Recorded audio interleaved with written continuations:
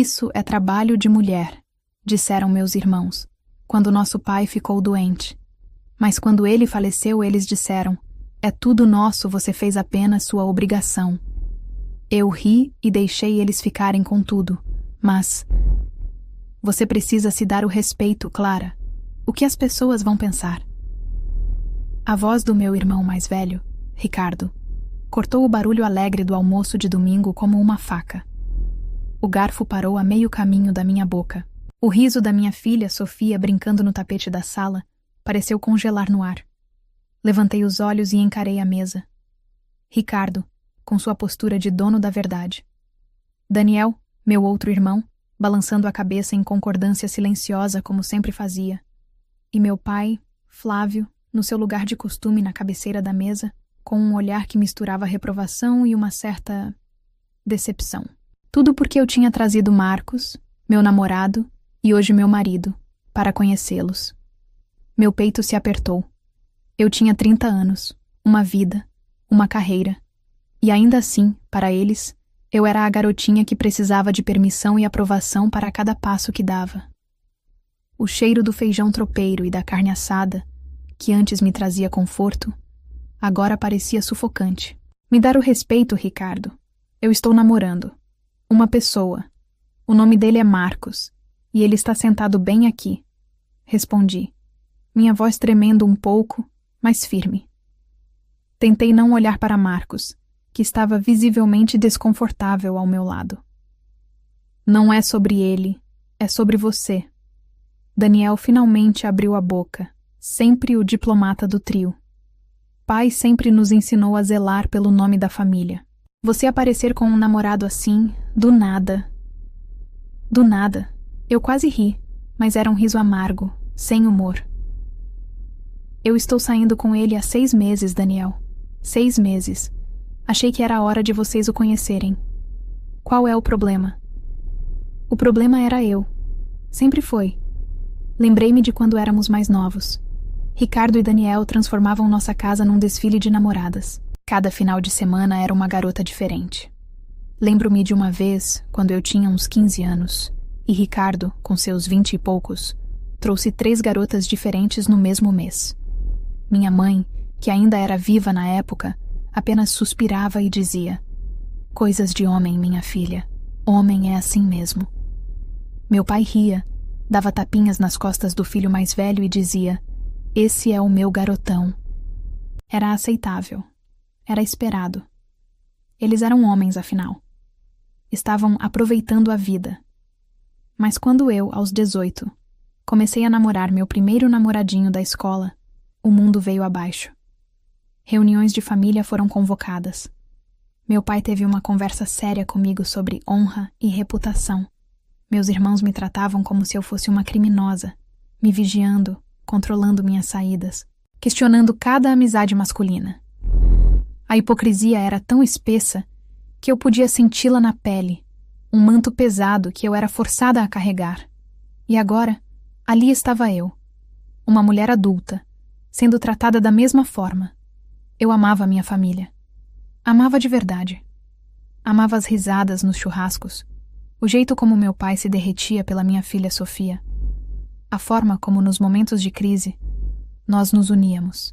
Mas esse lado deles, esse machismo enraizado que meu pai plantou e meus irmãos regaram com orgulho, me feria profundamente. Marcos, percebendo o clima, tentou intervir. Senhor Flávio, Ricardo, Daniel, minhas intenções com a Clara são as melhores. Eu a amo e a respeito muito. Meu pai apenas o olhou de cima a baixo. As ações falam mais alto que as palavras, meu jovem. Aquilo foi a gota d'água para mim. Levantei-me da mesa, o coração batendo descontrolado. Sabe, pai, as suas ações também falam muito. Elas falam que seus filhos podem fazer o que quiserem, mas sua filha tem que viver numa redoma de vidro. Eu cansei disso. Peguei a mão de Marcos. Vamos embora. Peguei minha filha no colo, que não entendeu nada, e começou a choramingar, e saí sem olhar para trás. Naquele dia, uma pequena fissura se abriu na estrutura da nossa família unida. Nos casamos 1 ano depois. Uma cerimônia pequena, apenas para os mais íntimos. Meu pai e meus irmãos foram, mas a alegria deles parecia forçada, como se estivessem cumprindo uma obrigação social. Com o tempo, as coisas se acalmaram na superfície. Marcos, com sua paciência infinita, conseguiu quebrar um pouco do gelo. As visitas de domingo voltaram, os churrascos continuaram. As esposas dos meus irmãos, mulheres boas, mas submissas, me tratavam com uma cordialidade distante. Os filhos deles brincavam com a minha Sofia. Ríamos, contávamos piadas, falávamos sobre futebol e trabalho. Parecíamos a imagem da família feliz. Mas a fissura estava lá. Eu a sentia toda vez que meus irmãos davam uma opinião não solicitada sobre como eu deveria criar minha filha. Não pode deixar subir no sofá. Mulher não faz isso. Eu a sentia quando meu pai elogiava a carreira de Ricardo na engenharia e a de Daniel na advocacia, mas nunca perguntava sobre meu trabalho como analista financeira. Para ele, meu emprego era apenas um passatempo até que eu me dedicasse integralmente a ser mãe e esposa. Apesar de tudo, eu me esforçava. Eu ligava, eu visitava, eu me importava. Porque, no fundo, debaixo de todas aquelas camadas de ideais ultrapassados, estava meu pai, o homem que me ensinou a andar de bicicleta. Estavam meus irmãos, os meninos que um dia me defenderam de um valentão na escola. Eu me agarrava a essas memórias, na esperança de que um dia eles pudessem enxergar a mulher que eu me tornei, e não a menina que eles achavam que deveriam controlar. Mal sabia eu que o destino estava prestes a nos testar de uma forma que colocaria toda essa hipocrisia em evidência, de um jeito brutal e definitivo. A calmaria antes da tempestade era apenas isso. Uma calmaria. E a tempestade que se aproximava mudaria tudo para sempre. A ligação veio numa terça-feira chuvosa. Eu estava numa reunião apresentando os resultados trimestrais para a diretoria, sentindo-me competente e no controle da minha vida. Meu celular, no modo silencioso, vibrou insistentemente na mesa. Ignorei. Mas quando vibrou pela 10ª vez, pedi licença e atendi no corredor. Era Ricardo. A voz dele, sempre tão cheia de si, estava embargada, quebrada. Clara, é o pai. Ele passou mal. Estamos indo para o hospital. Vem pra cá. Meu mundo parou. O relatório, os números, a diretoria, tudo se desfez em fumaça. Em menos de 20 minutos eu estava na sala de emergência, com o coração na garganta. Daniel andava de um lado para o outro, roendo as unhas, e Ricardo estava sentado com a cabeça entre as mãos. Vê-los assim, tão vulneráveis, me partiu o coração. Naquele momento, não éramos o homem machista, o seguidor e a filha rebelde. Éramos apenas 3 filhos, apavorados com a ideia de perder o pai. As horas se arrastaram. Finalmente, um médico nos chamou. Seu pai sofreu um acidente vascular cerebral, um AVC isquêmico, disse o doutor, com uma calma profissional que me pareceu cruel. Conseguimos estabilizá-lo. Ele não corre mais risco de vida. No entanto, ele fez uma pausa, e eu soube que a má notícia estava vindo. Houve um dano considerável. O lado esquerdo do corpo dele ficou paralisado. Ele vai precisar de cuidados constantes. Fisioterapia, fonoaudiologia e ajuda para todas as atividades básicas. Comer, tomar banho, se locomover. O alívio por ele estar vivo foi imediatamente engolido pelo peso daquelas palavras. Cuidados constantes. Ajuda para tudo. Fomos vê-lo na UTI. Vê-lo ali, tão frágil naquela cama, com metade do rosto caído e os olhos cheios de uma confusão assustada. Foi uma das piores cenas da minha vida. Segurei sua mão, a mão direita, a única que ele conseguia mover um pouco, e prometi que tudo ficaria bem. Uma promessa que eu não tinha ideia de como cumpriria. Uma semana depois, meu pai teve alta. A reunião para decidir o futuro aconteceu na mesa da cozinha da casa dele, o mesmo lugar de tantos almoços de domingo. A casa estava silenciosa, estranha. Bom, precisamos nos organizar. Comecei com um bloco de notas na mão, tentando ser prática para não desabar. Pensei em fazermos um rodízio. Cada um fica um dia da semana, e no final de semana a gente reveza. Podemos contratar uma cuidadora para o período da noite e... Ricardo me interrompeu com uma risada curta, sem humor. Clara, você vive no mundo da lua? Eu tenho uma empresa para tocar, tenho meus filhos, a esposa. Daniel é advogado, vive no fórum. A gente não tem tempo para isso. Eu o encarei, incrédula. Não tem tempo? Ele é nosso pai. Nós temos que arrumar tempo. Eu também trabalho, Ricardo. Também tenho uma filha, uma casa. Foi então que Daniel, o covarde de sempre, proferiu a frase que selaria nossos destinos. Ele olhou para Ricardo, buscando aprovação, e depois para mim. Olha, Clara, sejamos realistas. Esse tipo de coisa, dar banho, dar comida, isso é trabalho de mulher. Você tem mais jeito para isso. O ar saiu dos meus pulmões. Fiquei olhando de um rosto para o outro, esperando que fosse uma piada de mau gosto. Mas não era. Eles falavam sério. A crença que eles carregaram a vida inteira, a ideia de que existiam trabalhos de homem e trabalhos de mulher, estava ali, na nossa frente, na sua forma mais cruel e egoísta. Trabalho de mulher, repeti, a voz baixa, perigosa. Ele trocou as suas fraldas, Ricardo. Ele te ensinou a dirigir, Daniel. Ele pagou a faculdade de vocês. E agora que ele precisa de nós, isso vira trabalho de mulher? Você está fazendo drama, Ricardo retrucou, já se levantando. É o mais lógico. Você cuida dele durante a semana, e nos finais de semana a gente vem, faz um churrasco para animar o velho, ajuda no que der. A gente ajuda com o dinheiro da cuidadora da noite. Era a oferta final deles. Uma esmola. Eles entrariam com uma pequena parte do dinheiro, e em troca, eu deveria abandonar minha vida para assumir a responsabilidade que era de todos nós. Eu protestei, gritei, argumentei. Disse que era injusto, que era nosso dever como filhos, mas minhas palavras batiam na parede de egoísmo deles e voltavam para me ferir. Eles não cederam. Para eles, a decisão estava tomada e era a coisa mais natural do mundo.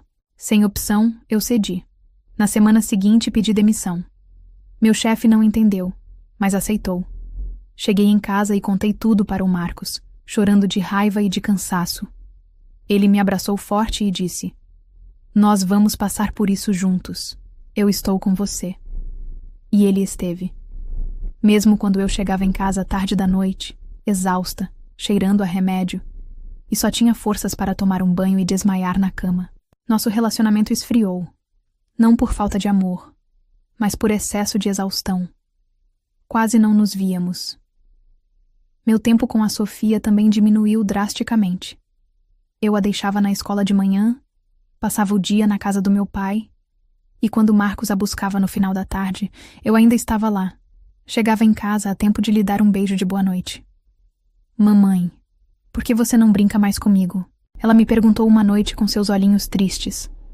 Aquela pergunta foi como uma facada no meu peito. Meu pai, mesmo com a dificuldade na fala, percebia tudo. Ele via a minha exaustão. Ele via a ausência dos meus irmãos, que apareciam no domingo, comiam a carne, perguntavam: "E aí, paizão, tudo em ordem?" E iam embora antes de anoitecer. Ele via a tristeza nos olhos da neta. Um dia, ele estava me vendo dar a sopa para ele, com a paciência que eu não sabia que tinha, e lágrimas começaram a escorrer pelo seu rosto. "Pai, o que foi? Está doendo alguma coisa?" Perguntei preocupada. Ele negou com a cabeça. Com um esforço imenso, ele levantou a mão boa e tocou a minha. Sua voz saiu rouca, quase um sussurro. Culpa. Minha. Eu entendi. Ele estava se sentindo culpado. Culpado por eu ter largado tudo. Culpado por ter criado filhos que o abandonaram no momento em que ele mais precisava. Culpado por ter me ensinado que o meu lugar era diferente do deles. E agora, essa mesma lição se voltava contra ele de forma tão dolorosa. Ele tinha colhido exatamente o que plantou. E naquela lágrima de culpa, eu vi não apenas o seu arrependimento, mas o início de uma mudança silenciosa, que ninguém, muito menos meus irmãos, poderia prever. A culpa que vi nos olhos do meu pai naquele dia não foi passageira. Foi uma semente que germinou em silêncio. No final de semana seguinte, meus irmãos chegaram para o churrasco da alegria, como eles cinicamente chamavam. Ricardo trouxe a carne, Daniel as bebidas. Eles mal olharam para o pai, sentado na cadeira de rodas na varanda, e foram direto para a churrasqueira. "E aí, paizão? Firme e forte?" gritou Ricardo, sem esperar resposta. Meu pai não respondeu. Apenas os observou. Ele observou como eles riam alto, como falavam dos seus planos de viagem de férias, como reclamavam dos seus trabalhos estressantes. Ele me observou indo e vindo, trazendo um copo de água para ele, ajeitando sua almofada, cortando a carne em pedaços minúsculos para que ele pudesse comer. Pela primeira vez, eu vi nos olhos do meu pai não a confusão da doença, mas a clareza cortante da verdade. Ele via seus filhos exatamente como eles eram.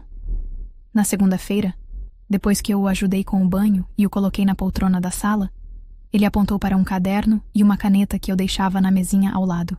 Com a mão trêmula, ele escreveu 2 palavras: "Meu dinheiro." "Sim, pai, seu dinheiro está no banco, seguro. Não se preocupe," eu disse, achando que ele estava com medo de algo. Ele balançou a cabeça com força e escreveu de novo, com mais firmeza: "Usar. Agora." Eu não entendi de imediato. Mas nos dias que se seguiram, ele deixou suas intenções claras. Ele queria sair. Queria ver o mundo lá fora. Começamos com coisas simples. Ele me pedia para levá-lo à praça no final da tarde. A logística era complicada. Colocar a cadeira de rodas no carro, ajudá-lo a se transferir. Mas o sorriso que se abria em seu rosto quando sentia o sol na pele fazia tudo valer a pena. Então ele me fez um pedido novo. Escreveu no caderno: "Marcos, Sofia, juntos." Ele não queria passear apenas comigo. Ele queria que eu trouxesse minha família. Ele queria nos ver juntos. E assim fizemos. Nossos passeios se tornaram um programa de família. Íamos ao parque, tomávamos sorvete. Meu pai, que mal falava, se comunicava com os olhos. E seus olhos brilhavam ao ver Sofia, minha filha, correndo na grama e depois vindo abraçar seu joelho. Ele estava, à sua maneira, tentando me devolver o tempo que eu estava perdendo, com eles. Um dia ele foi mais ousado. Escreveu: "Praia, hotel." Eu arregalei os olhos. Uma viagem? Seria uma loucura. Mas ele insistiu. Usamos o dinheiro dele para reservar um fim de semana num hotel acessível na praia. Meus irmãos souberam e ligaram furiosos. "Você ficou maluca, Clara? Torrar o dinheiro do pai assim? Esse dinheiro é para emergências," disse Ricardo ao telefone. "A emergência é agora, Ricardo. A emergência dele é viver o pouco que lhe resta." Respondi e desliguei. Aquela viagem foi mágica. Empurrei a cadeira de rodas do meu pai pela areia até a beira do mar. Ele esticou a mão boa e sentiu a água.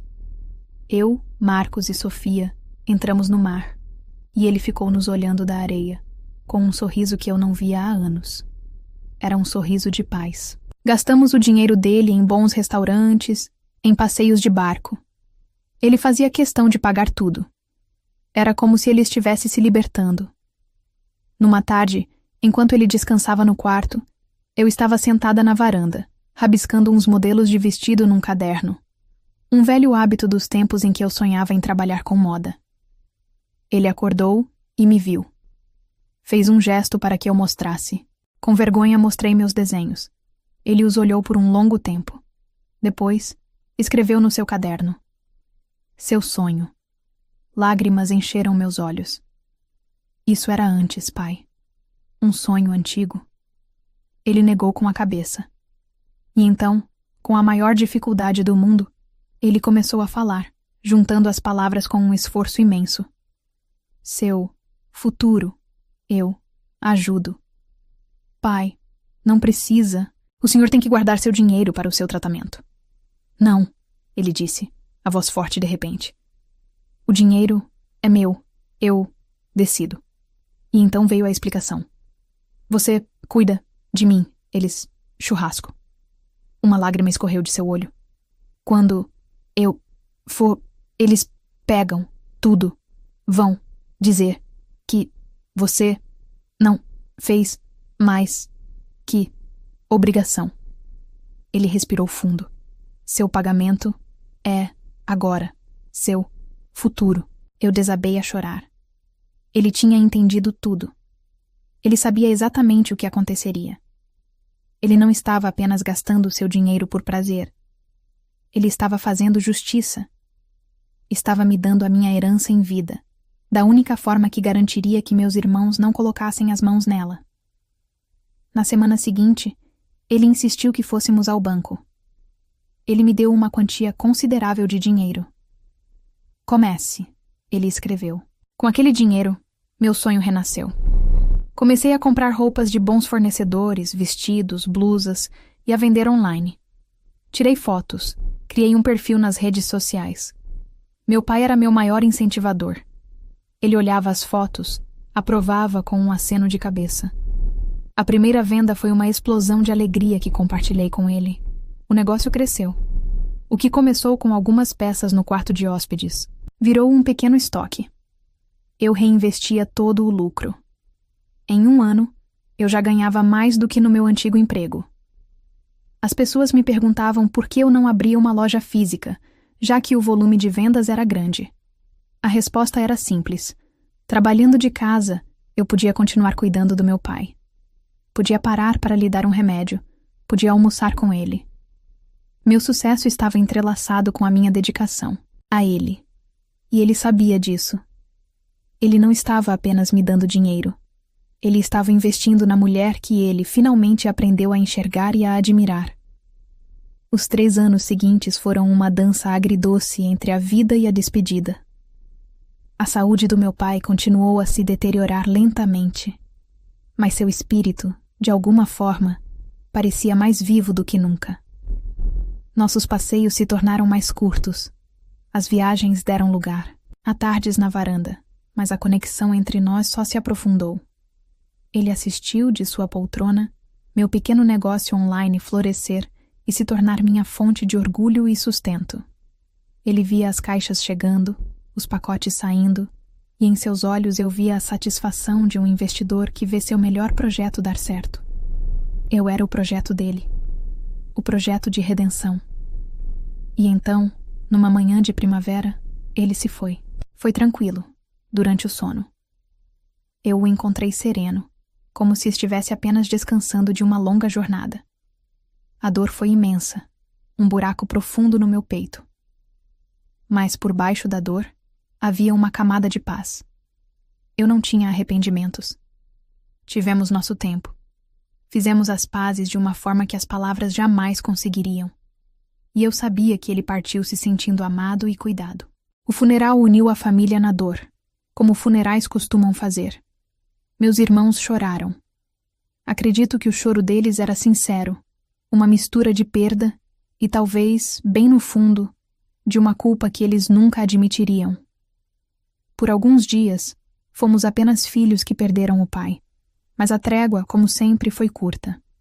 Uma semana depois do enterro, nos reunimos na casa dele para discutir a divisão dos bens. A casa estava silenciosa, cheia de ecos e poeira. Ricardo e Daniel sentaram-se à mesa da cozinha, sérios, com suas esposas ao lado, parecendo 2 empresários prestes a fechar um negócio.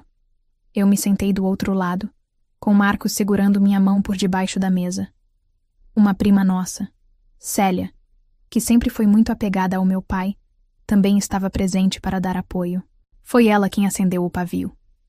Gente, antes de começar, disse ela, com a melhor das intenções.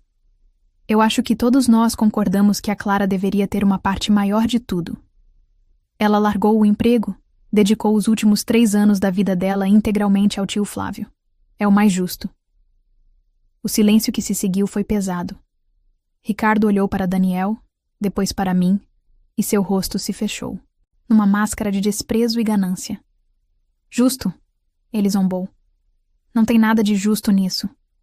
Ele se inclinou para a frente, a voz baixa e cortante. É tudo nosso. Você fez apenas sua obrigação. Daniel, como sempre, fez o papel de eco. Exato. Ela é mulher, filha. Cuidar do pai era a obrigação dela. Nós ajudamos com dinheiro, pagamos nossas partes, fizemos o que nos cabia. Ali estava, a frase que meu pai previu com uma clareza dolorosa. Eles realmente acreditavam naquilo. Acreditavam que minha vida, meus sonhos, meu sacrifício, não valiam nada além de um dever imposto pelo meu gênero. Olhei para o rosto deles, para a certeza em seus olhos, e não senti raiva. Não mais. Em vez disso, uma calma imensa tomou conta de mim. Eu sabia o que estava por vir. Respirei fundo e olhei para eles. Tudo bem, eu disse, com a voz firme. Se vocês dizem, eu concordo. Vamos dividir tudo em partes iguais, como a lei manda. Meus irmãos se entreolharam, surpresos e aliviados com a minha falta de resistência. Minha prima Célia me olhou chocada, sem entender minha passividade. Ricardo abriu um sorriso triunfante e tirou uma pasta de sua maleta. Ótimo. Então vamos aos números. Pai tinha a casa, o carro e suas economias no banco. Pelo que sei, deve ter um bom dinheiro guardado. Foi então que o advogado da família, que estava ali para formalizar tudo, pigarreou. Bem, Ricardo, sobre isso, eu tenho os extratos bancários e o levantamento dos bens. Ele abriu sua própria pasta. O carro foi vendido há 2 anos. E as contas de poupança e investimento? Bem, elas estão praticamente vazias. A expressão de Ricardo se desfez. Como assim vazias? Isso é impossível. Meu pai era um homem econômico. Ele era, disse o advogado com calma. Mas nos últimos 3 anos, ele usou o dinheiro dele. Há registros de retiradas para viagens, hotéis, restaurantes e algumas transferências maiores. Os olhos dos meus irmãos se cravaram em mim. Foi você! Daniel praticamente gritou, apontando o dedo na minha cara. Você o manipulou, fez a cabeça do velho para ele torrar tudo. E eu não aguentei. Eu ri. Não foi uma gargalhada, mas um riso leve, genuíno, libertador. Um riso que vinha do fundo da alma. Manipulei? Eu disse, enxugando uma lágrima de riso do canto do olho. Não, Daniel. Eu apenas o obedeci. Levantei-me, finalmente dona da situação. Papai decidiu viver. Ele usou o dinheiro que ele ganhou com o suor dele para sentir o sol no rosto e a água do mar nos pés. Ele nos levou, a mim, ao meu marido e à neta dele, para passear. E sim, ele fez algumas transferências. Ele investiu. Investiu no meu sonho de ter uma loja, porque ele viu que eu estava dedicando minha vida a ele, enquanto os outros filhos só apareciam para comer a carne do churrasco. Ele me deu a minha herança em vida, porque ele era inteligente e sabia que vocês diriam exatamente o que disseram hoje. Ele sabia que para vocês, meu sacrifício era apenas uma obrigação. O silêncio na sala era total. Eles estavam pálidos, chocados. A única coisa que ele tinha no nome dele era esta casa. Continuei, caminhando em direção à porta. Ela será dividida em 3 partes iguais. 1/3 para cada um. Podem ficar com tudo. Vocês fizeram a obrigação de vocês como filhos, não foi? Eu saí daquela casa sem olhar para trás, deixando-os sozinhos com sua raiva, sua ganância e as ruínas de uma herança que eles mesmos destruíram. Com o dinheiro da minha parte da casa e os lucros que eu já tinha, finalmente abri minha loja física. Chamei-a de Girassol, a flor favorita do meu pai, que sempre se vira para a luz. Foi um sucesso imediato. Hoje, olhando para minha loja cheia, para minha filha crescendo feliz e para meu casamento fortalecido, eu entendo. A vingança do meu pai não foi tirar algo dos meus irmãos. Foi me dar tudo. Não o dinheiro, mas a chance, a independência, a prova final de seu amor e respeito. Ele não se redimiu apenas comigo. Ele me deu as ferramentas para construir minha própria felicidade, livre das expectativas e do egoísmo deles. E essa, eu percebi, era a herança mais valiosa que um pai poderia deixar.